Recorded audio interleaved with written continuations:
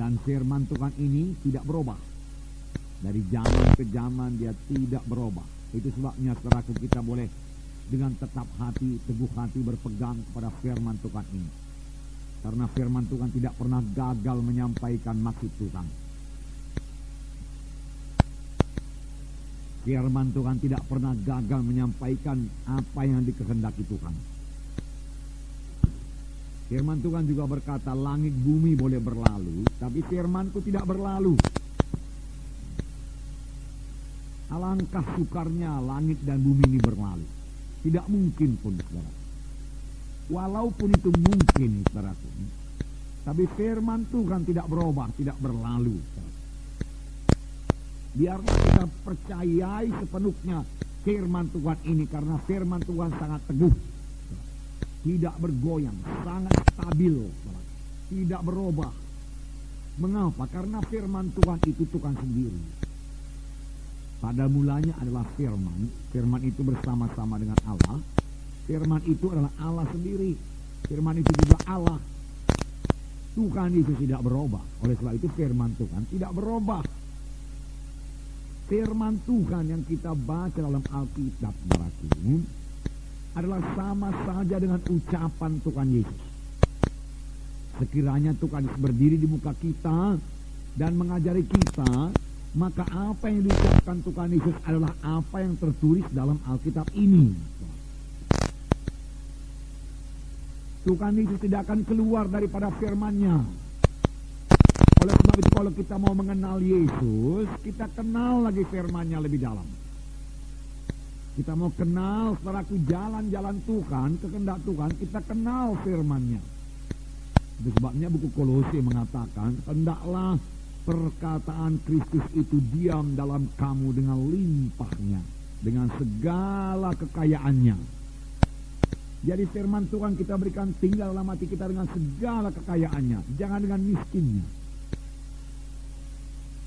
Saya pikir bulan yang lewat saya terangkan juga ini, saudaraku, yaitu biarlah kita sebagai spons, ya, saudaraku, yang mengisap air, ya. Spons itu, saudaraku, yaitu satu busa, satu karet, saudaraku, atau dari bahan plastik, itu saya kurang ngerti, tapi kalau dicelupkan dalam air, dia isap air itu. Ya. Dia mengisap air. Ada juga orang memakainya sebagai menggosok badannya, dicampur dengan sabun, saudaraku, dan dia gosok dengan spons itu. Dan kalau spons itu, saudaraku, taruh dalam air, dia isap air. Dan kalau spons itu dipicit, saudaraku, keluar airnya. Ditekan, keluar airnya, saudaraku. Demikian kalau kita ini penuh dengan firman Tuhan. Firman Tuhan berdiam dalam kita dengan segala kekayaannya, tidak miskin. Maka ada persoalan yang kita hadapi, apa yang keluar adalah firman Tuhan. Kita dikritik, kita dapat mendapat tekanan, mendapat aniaya. Maka apakah reaksi kita? Firman Tuhan. Karena firman Tuhan sudah berdiam dengan kayanya dalam hati kita. Kalau kita kaya dengan firman Tuhan, saudaraku, kita juga kaya dalam segala perkara. Amin, saudaraku. Kalau saudara kaya dengan firman Tuhan, saudara juga kaya dalam segala perkara. Segala perkara apa, saudara berkata? Saudara kaya dengan kesehatan, saudara kaya dengan pengertian, pengetahuan jalan Tuhan, hikmat Tuhan, saudara kaya. Ditambah lagi saudara kaya dengan berkat materi, kalau saudara kaya dengan firman Tuhan. Amin, saudaraku. Mahal sekali firman Tuhan ini. Oleh sebab itu, saudaraku, jangan perlakukan Alkitab ini sebagai buku biasa. Kertasnya kertas biasa, amin, saudaraku. Tulisannya, tintanya tinta biasa, amin. Tapi isinya tidak biasa. Isinya jauh di atas ilmu-ilmu dunia ini, pengetahuan dunia ini. Isinya jauh di atas ilmu falsafah dunia ini. Nggak bisa dibandingkan itu, saudaraku. Karena isinya firman Tuhan, saudaraku. Firman Tuhan yang tidak berubah dari zaman ke zaman, saudaraku. Sayang banyak ahli-ahli teologi, saudaraku, mengubahkan firman Tuhan ini menjadi dogma. Dogma itu, saudaraku, pengajaran dari manusia, bukan pengajaran dari Tuhan. Walaupun dogma itu, saudaraku, berdasar pada firman Tuhan, katanya, saudaraku.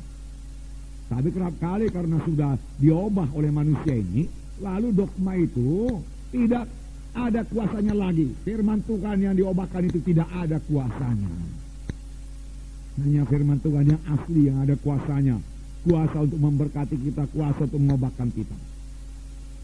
Minggu yang lalu saudaraku, anak kami Joyce ini kelas 6 ya, SD ya, cerita-cerita, dan dia katakan kawan-kawannya bercerita kepada Joyce. Kawan-kawannya berkata di gereja kami ada satu upacara. Dalam upacara itu kami ini anak-anak harus memikul dosa sendiri, tidak lagi dipikul orang tua katanya. Jadi kita anak-anak sesudah upacara itu, maka dosa kita yang pikul, bukan orang tua, dia katakan. Saudaraku, Joyce sama sekali nggak mengerti itu, saudaraku. Tapi Joyce mengerti firman Tuhan. Lalu Joyce berkata, mengapa kita yang memikul dosa kita? Bukankah Tuhan Yesus sudah memikul dosa kita? Mengapa orang tua kita yang memikul dosa kita? Kan semua sudah dipikul oleh Tuhan Yesus. Apa orang tua kita sanggup mikul dosa kita? Iya juga ya, kawannya berkata. Betul juga yang kau bilang itu, kawannya berkata. Tapi begitu kata pendeta, ya sudahlah, katanya. Tradisi, berat. Saya sendiri sekarang nggak pikir sampai begitu jauh. Memang kadang-kadang kita ini berpikir menurut tradisi. Terima saja. Kita telah sendiri apa yang dikatakan Alkitab. Bahkan firman Tuhan nggak ada berkata orang tua memikul. Barat. Firman Tuhan berkata masing-masing bertanggung jawab atas dosa. Dogma itu mengubahkan firman Tuhan. Itu sebabnya saudaraku, ya, kita tidak melihat kuasa Tuhan begitu limpah. Sebenarnya Tuhan mau menunjukkan kuasanya dalam sidangnya. Karena Tuhan kita itu namanya ajaib. Saudaraku, tiap-tiap kali Tuhan bergerak mesti ajaib. Mengapa gereja kurang mujizat Tuhan? Harus ada mujizat Tuhan. Mujizat itu membawa sukacita, membawa iman.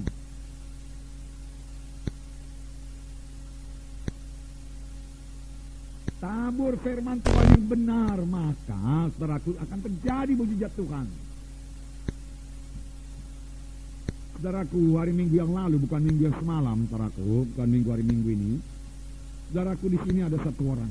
Dia datang dari Kalimantan, Borneo, saudaraku, dan pendengarannya, saudaraku, terganggu satu, saudaraku. Dia pakai alat bantu. Lalu, dari Ambon, ya. Lalu saudara kami doakan dalam nama Yesus, saudara. Segera dia sembuh pada waktu didoakan itu. Dan dia buka, saudaraku, sudah sembuh, sudah. Bersuka cita. Nah, lalu saudaraku, barangkali tanggal 17 Agustus itu saudaraku, hari Senin kami pun jalan-jalan pula ke apa? Ke Brastagi. Wah, dia sudah jalan-jalan juga ke Brastagi. Jumpa di Brastagi. Dan dia ketawa, saudaraku. Ya. Saudaraku, mulutnya ini hampir sampai ke kuping, saudaraku. Wah, makin ketawa lebar deh, saudaraku.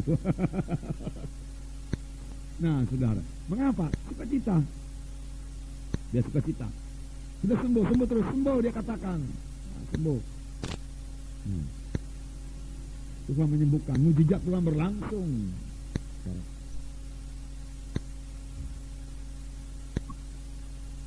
Kenapa? Karena firman Tuhan yang benar ditaburkan. Ada kuasa dalam firman Tuhan. Ada kuasa dalam firman Tuhan.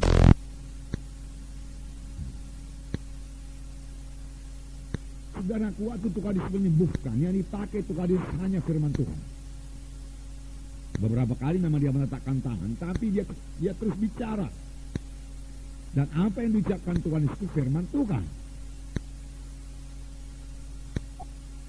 Seorang yang sakit tepok diusung 4 orang, saudara sudah tahu ceritanya, mau berjumpa dengan Yesus dalam satu rumah di Kapernaum, karena Tuhan lagi mengajar di Kapernaum. Tetapi karena di muka pintu jendela penuh dengan jiwa-jiwa, dalam jiwa surga penuh dengan jiwa-jiwa, mereka tidak putus asa. Mereka percaya pada Yesus. Siapa saja yang percaya pada Yesus pasti menerima kuasa Tuhan sampai sekarang. Lalu dia naik ke loteng, dia buka atap, Dan dia buka loteng, saudaraku, dia ulurkan orang sakit tepok itu ke bawah, tepat di muka Yesus. Marahkah Tuhan Yesus? Tidak. Apakah dikatakan Tuhan Yesus? Kukatakan kepadamu, anakku, bangkit, angkat tempat tidurmu, berjalan. Orang itu percaya, dia bangkit, dia angkat tempat tidurnya, dan dia berjalan. Sembuh. Tuhan Yesus mengucapkan firman Tuhan. Firman Tuhan yang diucapkan itu berkuasa. Dan itu tertulis dalam Alkitab. Kalau Yesus, saudaraku, berdiri di sini, dia akan mengatakan hal yang sama juga. Bertobatlah sebab kerajaan surga sudah dekat. Dia akan berkata demikian. Seberapa banyak orang yang menerima aku, anak manusia, maka kepadanya diberi hak menjadi anak-anak Allah.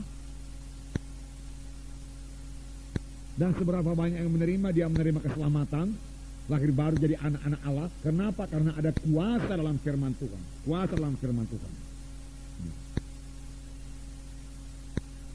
Jadi saudaraku, percayai. Dari firman Tuhan ini juga kita mengenal kehendak Tuhan. Seorang yang sakit kusta berseru kepada Yesus.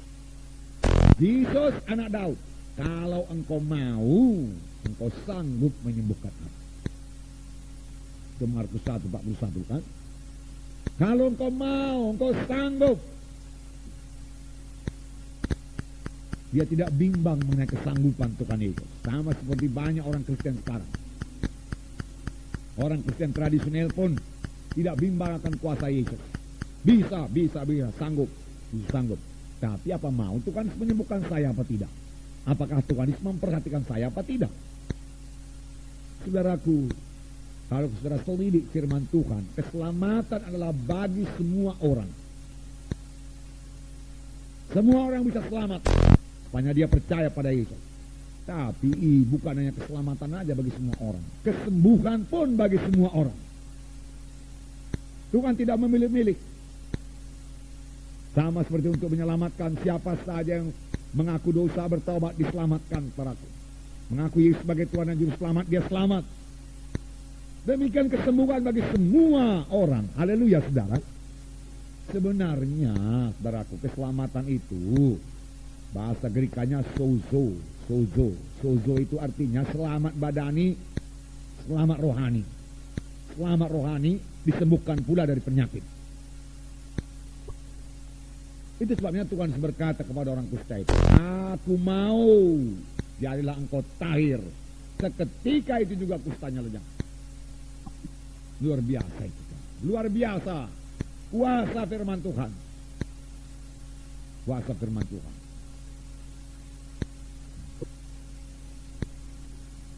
Nah, saudara yang kasih dalam nama Yesus. Puji Tuhan. Jadi saudaraku, pegang firman Tuhan. Isi hati saudara dengan firman Tuhan. Percayai firman Tuhan tidak berubah. Mari kita lihat saudaraku, hasil daripada firman Tuhan pada sidang Korintus. Ini pembacaan Alkitab minggu yang lalu. 1 Korintus pasal 1 ayat 4-9. Mari kita baca sama-sama. Mari sama-sama kita baca. Aku senantiasa mengucap syukur kepada Allahku karena kamu atas kasih karunia Allah yang dianugerahkannya kepada kamu dalam Kristus Yesus. Sebab di dalam Dia kamu telah menjadi kaya dalam segala hal, dalam segala macam perkataan dan segala macam pengetahuan, sesuai dengan kesaksian tentang Kristus yang telah diteguhkan di antara kamu. Demikianlah kamu tidak kekurangan dalam suatu karunia pun, sementara kamu menantikan penyataan Tuhan kita Yesus Kristus. Ia juga akan meneguhkan kamu sampai kepada kesudahannya, sehingga kamu tidak bercacat pada hari Tuhan kita Yesus Kristus. Allah yang memanggil kamu kepada persekutuan dengan anaknya Yesus Kristus Tuhan kita adalah setia. Nah, saudaraku, Paulus bersyukur. Apakah yang disyukuri oleh Paulus? Paulus berkata, aku bersyukur kepada Allahku karena karunia Tuhan telah berlaku atasmu, orang-orang Korintus, dia katakan. Paulus telah melihat perubahan pada orang-orang Korintus. Orang-orang Korintus berubah setelah mereka menerima Injil Tuhan. Sampai sekarang pun saudaraku, sepanjang kita membawa Injil Tuhan, firman Tuhan yang hidup ke desa-desa atau ke kota-kota, maka desa-desa itu berubah, kota-kota itu berubah, orang itu berubah. Mengapa mereka berubah? Ada kuasa dalam firman Tuhan. Paulus mengetahui. Dan Paulus melihat perubahan pada jiwa-jiwa. Dan Paulus bersyukur. Aku bersyukur kepada Tuhan. Dia katakan, melihat perubahan yang telah jadi kepada kami. Perubahan apakah itu dikatakan di sini? Ayat 5, sebab dalam Dia kamu telah menjadi kaya dalam segala hal. Sebab dalam Dia, sesudah kamu menerima pemberitaan Injil yang kami beritakan kepadamu, kamu telah menjadi kaya dalam segala hal. Kaya dalam segala hal. Ini tidak usah ditafsirkan jauh. Kalau firman Tuhan berkata kaya dalam segala hal, kayalah itu dalam segala hal. Dari mana datangnya? Dari pemberitaan Paulus. Apakah yang diberitakan Paulus? Firman Tuhan.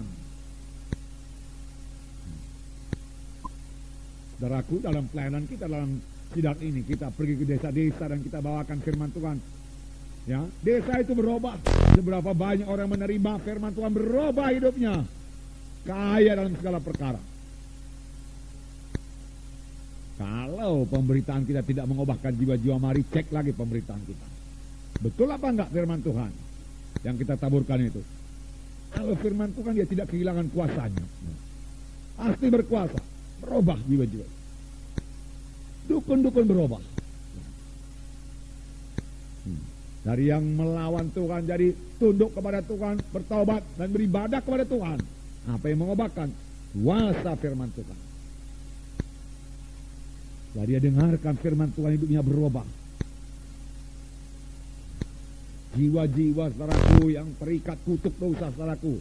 Saudara, ada yang penyakitan saudaraku, sakit penyakit terus menerus dari tahun ke tahun. Anak-anak juga banyak meninggal dunia saudaraku karena kutuk dosa itu. Setelah dia datang kepada Tuhan, hidupnya berubah. Anak-anak pun mulai diberkati Tuhan. Keberhasilan mulai jadi dalam hidupnya. Rumah tangga jadi damai. Mengapa? Ada kuasa dalam firman Tuhan. Kenapa jiwa-jiwa datang kemari, saudara? Karena hidupnya berubah, saudara. Ada yang sembuh daripada penyakit, saudaraku. Ya, berhasil dari dalam dunia ini. Dia bersaksi lagi kepada famili-familinya, datang. Dan kalau ada yang pindah ke Jakarta, dia berkata kepada kami, apa di Jakarta ada sidang, ada gereja seperti ini? Kami bilang ada, ini alamatnya. Saya mau gereja yang seperti ini. Mengapa? Karena di sini ditabur firman Tuhan yang benar. Tiap-tiap kali firman Tuhan yang benar ditabur, ada kuasa dalam firman Tuhan. Ada kuasa dalam firman Tuhan.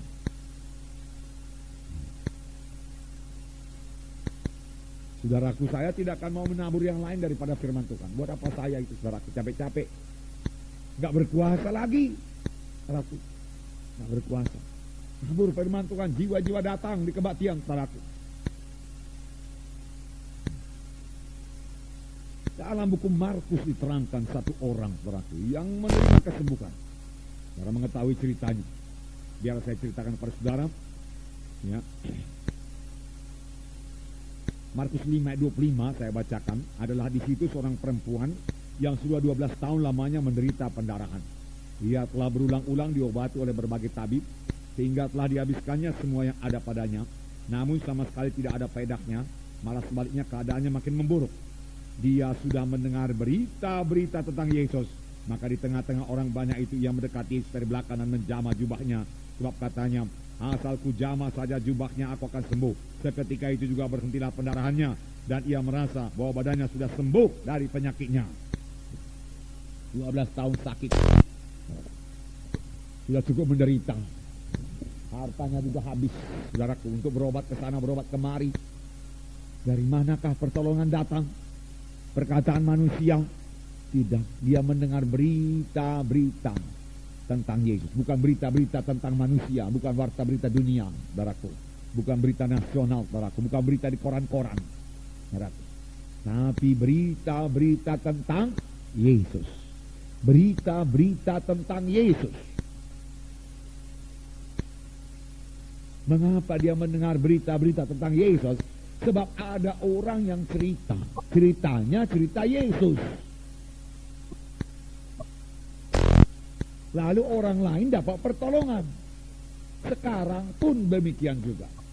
Kalau semua anak-anak Tuhan suka cerita-cerita tentang Yesus, maka lebih banyak orang diselamatkan. Bagaimana pastor aku tiap-tiap minggu 150 lebih jiwa-jiwa diselamatkan di sini. Karena anak-anak Tuhan banyak cerita tentang Yesus. Tidak bisa didiamkan. Mereka suka cerita tentang Yesus, cerita tentang Yesus, cerita tentang Yesus. Seharusnya lah, selazimnya lah, saudaraku, lazimlah Tuhan, pantaslah kalau anak-anak Tuhan cerita tentang Yesus. Saudaraku, saudara, boleh juga cerita yang lain, tapi cerita kita yang terutama cerita tentang Yesus. Jangan yang terutama cerita tentang yang lain, Yesus ditinggalkan. Kalau cerita-cerita yang lain pintar lancar, saudaraku, ya, fasih lidah kita semua, saudaraku. Lalu mulai cerita tentang Yesus, mulai menggagap, bahkan ada yang bisu sama sekali, saudaraku. Gak ada cerita Yesus, sayang sekali, saudaraku. Padahal cerita yang ditakuti setan, cerita tentang Yesus. Cerita yang bawa berkat, cerita tentang Yesus. Cerita tentang Yesus, ku mau masyurkan sekarang. Ceritakan Yesus. Buku Mazmur, pembacaan Alkitab sekarang. Ceritakanlah perbuatan yang ajaib di antara bangsa-bangsa. Bukan hanya kepada bangsa Indonesia saja. Saudara lihat kulit putih, kulit hitam, ceritakan tentang Yesus. Ceritakanlah perbuatannya di antara bangsa-bangsa. Jangan malu mengaku Yesus. Siapa yang malu mengaku Yesus, aku juga malu mengakukan dia di hadapan malaikat Bapakku di surga. Saudaraku, jangan malu Tuhan Yesus mengakui kita. Kalau kita sampai pintu surga disambut kita, saudara. Karena kita cerita tentang Yesus. Dan karena kita banyak cerita tentang Yesus, kita pun dianiaya, saudara. Ya. Saudara. Kalau saudara cerita tentang Yesus, saudaraku, saudara sendiri dapat berkat. Sebab firman Tuhan tidak pernah kembali kosong. Nanti kita baca ayatnya, nggak pernah kembali kosong. Kalau bukan kita yang cerita tentang Yesus, siapa lagi? Setelah tunggu-tunggu dari orang-orang Kristen yang tidak lagi baru, Kristen tradisional, kapanpun dia tidak cerita tentang Yesus. Mengapa? Karena nggak ada Yesus dalam hatinya. Bahaya itu cerita tentang Yesus kalau nggak ada Yesus dalam hati. Dan kalau ada Yesus dalam hati, Yesusnya selalu kita ceritakan. Kita cinta pada Yesus, cinta pada Yesus, ya, cinta pada Yesus. Ceritakan. Ya. Cerita tentang Yesus, cerita yang berkuasa. Saksikanlah, saudara, saksikan. Sebab Yesaya 55 ayat 11, saya bacakan pada saudara. Yesaya 55 ayat 11. Mari kita baca bersama-sama. Yesaya 55 ayat 11. Demikianlah firmanku yang keluar dari mulutku. Ia tidak akan kembali kepadaku dengan sia-sia. Tetapi ia akan melaksanakan apa yang kukehendaki. Dan akan berhasil dalam apa yang kusuruhkan kepadanya. Sekali lagi. Sama-sama. Demikianlah firmanku yang keluar dari mulutku. Ia tidak akan kembali kepadaku dengan sia-sia. Tetapi ia akan melaksanakan apa yang kukehendaki. Dan ia akan berhasil dalam apa yang kusuruhkan kepadanya. Nah, saudaraku, ia tidak akan kembali kepadaku dengan sia-sia. Tetapi ia akan melaksanakan apa yang kukehendaki. Apakah yang dikehendaki Tuhan? Tuhan menghendaki manusia ini selamat. Lalu kita kabarkan firman Tuhan. Lalu firman Tuhan itu melaksanakan tugasnya, jiwa-jiwa selamat. Saudaraku, sepanjang saya sudah menyampaikan firman Tuhan pada hari Minggu. Saudaraku, kerap kali saya mengadakan undangan kebuka pendek saja. Siapa di antara saudara yang baru pertama kali datang, silakan maju ke buka. Terima sebagai Tuhan dan Juru Selamat. Lalu saya turun dari podium, saya berlutut di sini. Dan jiwa-jiwa datang ke depan. Mengapa? Karena firman Tuhan melaksanakan apa yang dikehendaki Tuhan. Tapi kalau pada hari Minggu itu yang kita tabur itu aku bukan firman Tuhan, kita panggil 10 kali jiwa-jiwa payah maju ke depan. Lalu mulailah anak-anak Tuhan menarik-narik, ayolah, ayo, majulah kau ke muka dalam macam. Oh enggak lah, minggu muka lah, minggulah katanya segala macam. Alasannya berat. Malu aku segan katanya, segan. Enggak ada orang maju ke depan, masa aku aja maju ke depan. Firman Tuhan akan melaksanakan apa yang dikehendaki Tuhan. Saudaraku yang kasih dalam nama Yesus, apalagi dikehendaki Tuhan. Tuhan menghendaki kita sehat, kuat. Lalu sepanjang firman Tuhan sudah ditabur, saudaraku, jiwa-jiwa akan sembuh. Jiwa-jiwa akan sembuh.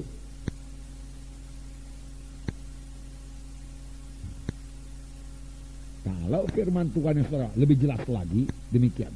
Kalau saudara bawa firman Tuhan mengenai kesembuhan, maka jiwa-jiwa akan sembuh. Kalau firman Tuhan saudara bawa mengenai saudaraku berkat yang berkelimpahan, jiwa-jiwa akan beroleh berkat berkelimpahan. Kalau firman Tuhan saudara bawa mengenai keselamatan jiwa, keampunan dosa, hidup baru dalam Tuhan, maka jiwa-jiwa akan hidup baru dalam Tuhan, selamat. Saudaraku sangat bergantung kepada firman Tuhan. Oleh sebab itu, cek berita kita. Apa kebutuhan jiwa-jiwa pada hari Minggu? Apa keperluan jiwa-jiwa pada hari Minggu? Kalau saudara dapat daripada Tuhan, saudara sampaikan firman Tuhan yang seturut dengan kehendak Tuhan, saudaraku, maka kebaktian Minggu itu akan sangat-sangat berkemenangan. Saudaraku ringan rasanya melayani, bersorak-sorai saudara melayani. Tapi kalau firman Tuhannya meleset, saudaraku, alangkah beratnya melayani. Saudara sampaikan satu berita, tetapi tidak cocok dengan jiwa-jiwa. Wah, saudaraku, rasanya mau keluar saja dari gereja itu, saudara kita. Ya. Kalau ada mimbarnya, kita mau tenggelam ke bawah mimbar ini, saudaraku. Ya. Kok lama kali kebaktian ini siap. Kita mau sampaikan firman Tuhan, lihat jam, baru 5 menit. Dikira sudah lama kali bicara. Ya, saudara, karena nggak cocok.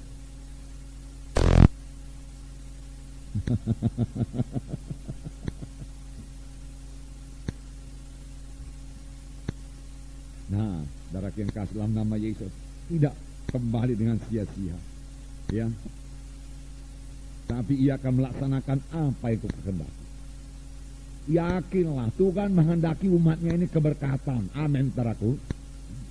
Tapi kalau saudara tidak beritakan keberkatan, maka jiwa-jiwa tidak keberkatan. Saudaraku, alangkah besar tanggung jawab kita sebagai pelayan Tuhan ini.